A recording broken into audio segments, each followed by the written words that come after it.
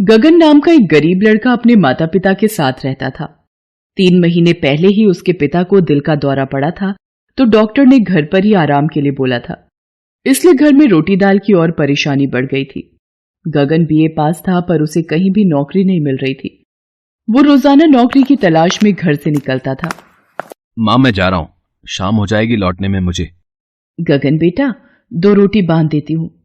माँ दे दो, पर वक्त मिले या नहीं कुछ नहीं पता, और इधर उधर चक्कर लगाने पड़ते हैं। पता नहीं मैं कब पैसे कमा पाऊंगा। तू मन छोटा मत कर गगन, भगवान पर विश्वास रख, सब ठीक हो जाएगा। गगन नौकरी की तलाश में घर से निकल पड़ा।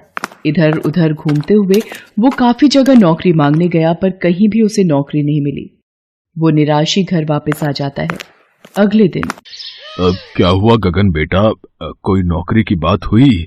नहीं पिताजी, जहां भी नौकरी की बात करने जाता हूँ सब जगह नौकरी मना हो जाती है। अब कल देखता हूँ, शायद 1-2 जगह बात की है। गगन अगले दिन फिर नौकरी की तलाश में घर से निकलता है। बस मुझे किसी भी तरह नौकरी मिल जाए तो पिताजी और माँ की कुछ तो दुख तकलीफ खत्म हो ही जाएगी। आगे कुछ ऑफिस हैं, वहां पता करता हूँ। गगन एक ऑफिस में नौकरी की बात करने जाता है। जी, मुझे पता चला था आपके यहाँ नौकरी की एक पोस्ट खाली है। नहीं जी नहीं, हमारे यहाँ कोई पोस्ट खाली नहीं है। आपको गलत पता दे दिया है शायद। गगन वापस मुड़ने लगता है तभी अरे जरा रुको, जब तक तुम्हें कोई नौकरी नहीं मिलती, हमारा 1 हफ्ते का कुछ काम करना है, उसके तुम्हें पैसे मिल जाएंगे। गगन को तो उस वक्त पैसों की सख्त जरूरत थी। उसने सोचा खाली रहने से अच्छा है कुछ कमा ही लूं। पिताजी की दवाइयां भी खत्म हो रही हैं। हाँ, कर देता हूँ। जी सर, मैं कर लूंगा। बताइए क्या करना होगा। देख भाई, हमारा ऑफिस दूसरी बिल्डिंग में शिफ्ट हो रहा है। उस बिल्डिंग में तुम्हें पूरी साफ सफाई देखनी है कि कर्मचारी ठीक से कर रहे हैं या नहीं, ठीक है? गगन बिल्डिंग का काम देखने लगता है। बिल्डिंग का मालिक उसे बताता है, ये बिल्डिंग पहले किसी फोन एजेंसी वालों के पास थी। जितने भी टूटे फूटे मोबाइल फोन मिले सब कबाड़ में डलवा देना, ठीक है ना? जी ठीक है, मैं करवा देता हूँ सर। और गगन सारा काम करवाने लगता है। 3-4 दिन में गगन बिल्डिंग की काफी साफ सफाई करवा देता है। वहां एक छोटा स्टोर भी बना हुआ था। गगन एक रोज वहां की सफाई करवाते हुए, अरे लाइट चली गई। स्टोर में तो अंधेरा है।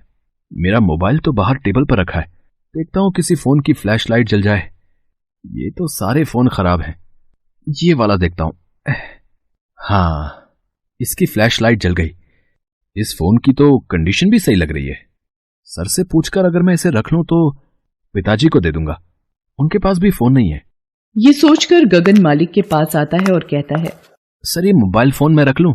स्टोर में मिला है, मैं ठीक करवा लूंगा। रख ले, हमारे लिए तो यह कबाड़ ही है। हमें तो कबाड़ में ही बिकवाना है सब कुछ। हाँ। गगन फोन को जेब में डाल लेता है और घर ले आता है। रात के वक्त जब गगन लेटा हुआ था और उसके माता पिता सो चुके थे। अरे वो फोन तो जेब में ही रखा हुआ है। एक बार चेक करता हूं। पहले इसे चार्ज करना पड़ेगा, इसमें बैटरी भी खत्म है। गगन फोन को चार्जिंग पर लगा देता है। कुछ देर बाद फोन चार्ज हो जाता है। जैसे ही गगन फोन को ऑन करता है, अचानक उसमें से एक बड़े आकार का एलियन बाहर आ जाता है। गगन उसे देखकर घबरा जाता है। तुम कौन हो? मैं एलियन हूं और इस फोन में रहता हूं। धन्यवाद, आज तुमने इस फोन को चार्ज करके मेरा अपने गृह वापस जाने का रास्ता आसान कर दिया। मुझे कुछ भी समझ नहीं आ रहा। आखिर तुम यहां कैसे आए? बहुत वर्षों पहले की बात है। मैं अपने ग्रह से उड़न तश्तरी पर पृथ्वी लोक घूमने आया था, पर यहां मैं अपने आप को चार्ज नहीं कर पाया।